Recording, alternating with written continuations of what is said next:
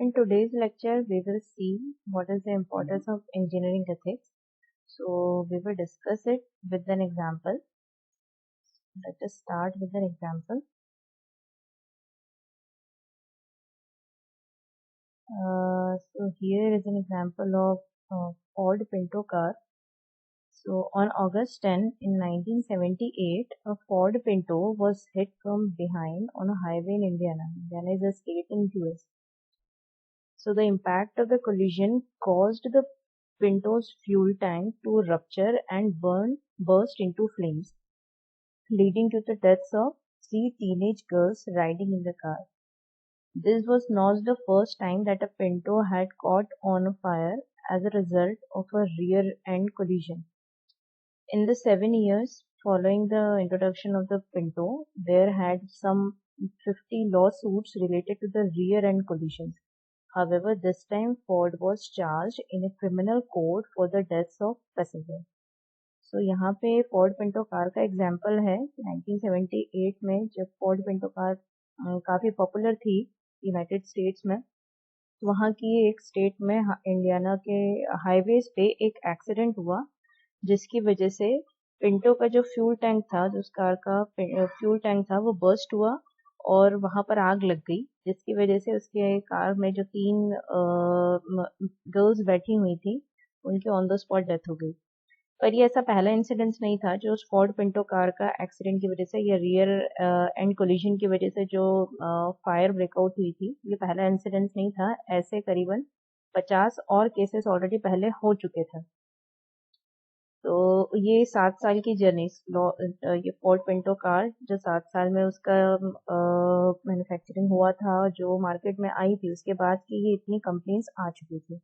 पर इस बार criminal charge के अगेंस्ट क्रिमिनल चार्ज जो भी पैसेंजर थे, उनके रिलेटिव थे, उन लोगों ने उसके ऊपर फोर्ड पिंटो के मैनेजर के ऊपर या कंपनी के ऊपर लगाए, जिसकी वजह से इन्हें कोर्ट के सामने पेश होना पड़ा।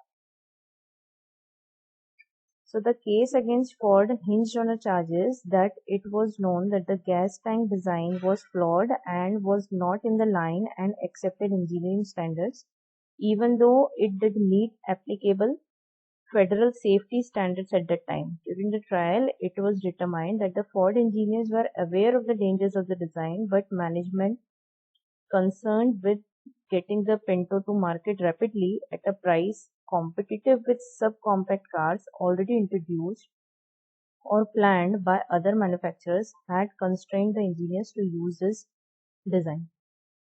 तो यहाँ पे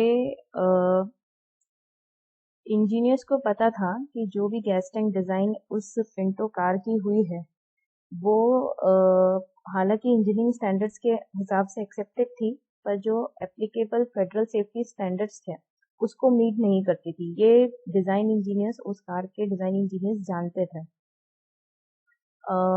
पर उसकी वजह से होने वाला डेंजर भी जानते थे कि अगर आपका गैस टैंक प्रॉपर्ली डिज़ाइन नहीं है तो उसकी वजह से क्या-क्या चीज़ें हो सकती हैं। पर मैनेजमेंट के प्रेशर की वजह से और बाहर के मार्केट की कंपटीशन की वजह से, क्योंकि पिंटो फोर्ड कार के कॉम्पिटिटर उस टाइम की जो कॉम्पैक्ट सब कॉम्पैक्ट कार जो दूसरी कंपनीज की मार्केट में थी, और उसके ही साथ में फोर्ड पिंटो कार ने भी अपना एक प्रोडक्ट लॉन्च कर दिया था। और अगर ये बता देते कि उसमें गैस टैंक डिज़ाइन में कुछ इश्यूज हैं, तो हो सकता है उनके मार्केट पे बहुत ज़्यादा असर पड़ता और कंपनी को जो प्रॉफिट होने वाला है वो नहीं होता। तो इन सब दबाव की वजह से जो डिज़ाइन इंजीनियर्स उस कंपनी के थे, उन्होंने ये चीज़ बाहर नहीं आने दी और क्वालिटी के साथ कॉम्प्रोमाइज़ करके उस कार की मैन्युफैक्चरिंग को आगे बढ़ने दिया।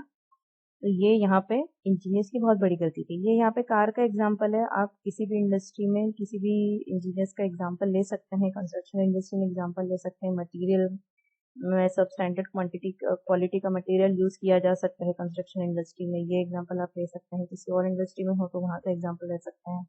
केमिकल इंडस्ट्री में है तो वहाँ पे एडल्ट्रेशन या फिर नकली दवाइयाँ बनाने का कारोबार भी बहुत होता है, तो वहाँ का एग्जाम्पल दे सकते हैं। तो वहाँ के इंजीनियर्स ये सब चीज़ें जानते हैं, पर प्रॉफिट की वजह से और अपने मैनेजमेंट के दबाव की वजह से ये सब बाहर आने नहीं देते।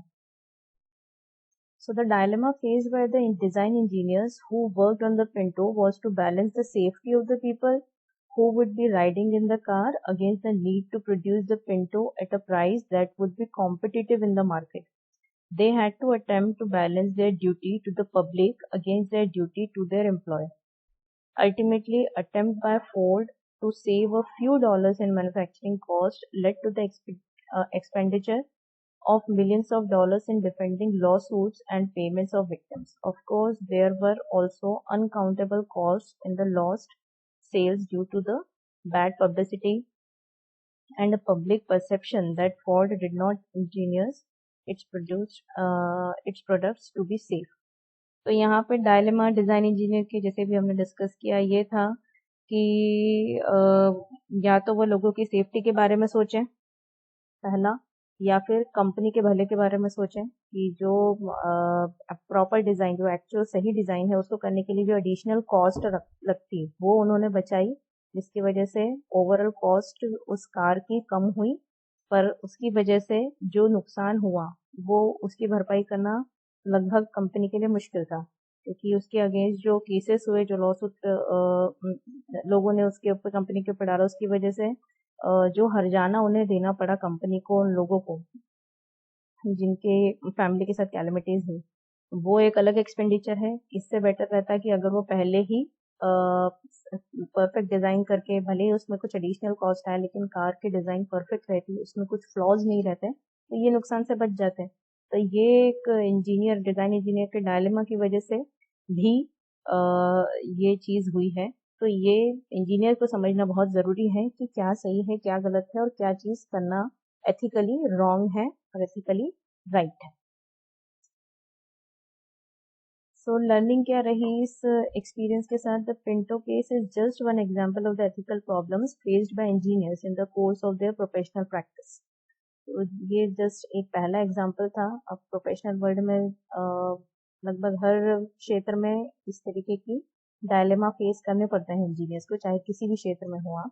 So ethical cases can go far beyond issues of public safety and may involve bribery, fraud, environmental protection, fairness, honesty in research and testing, and conflicts of interest. ये सारे issues, ethical cases, ethical issues आपकी life में definitely आने ही वाले हैं अगर आप working engineer हैं या किसी भी प्रोफेशन में, जरूरी नहीं इंजीनियर, किसी भी प्रोफेशन में है, ये सारी चीजें आपके ऊपर आने ही वाली है।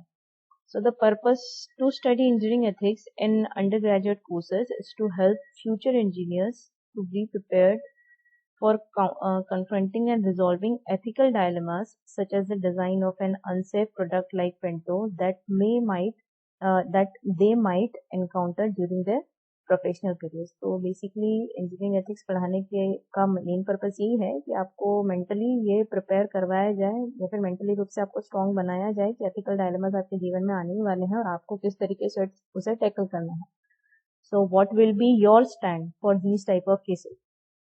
तो ये एक पर्सनल चॉइस रहती है। इसके अलावा करिकुलम की हेल्प से हम बता सकते हैं कि क्या सही तरीके और हो सकते हैं, इन दोनों के बीच के तरीके रास्ते और क्या हो सकते हैं, या फिर अगर आप एक्सट्रीम पे जा सके तो आप चाहें तो खुद विद इन कंपनी रह के भी लॉ सूट फाइल कर सकते हैं अपने मैनेजर के ऊपर या कंपनी के ऊपर, या फिर छोड़ के जा सकते हैं। क्या चीजें और ऑप्शंस हो सकते हैं, तो यही चीज स्टडी करने के लिए हमें engineering ethics under graduate courses में इस बार इंट्रोड्यूस किया गया है।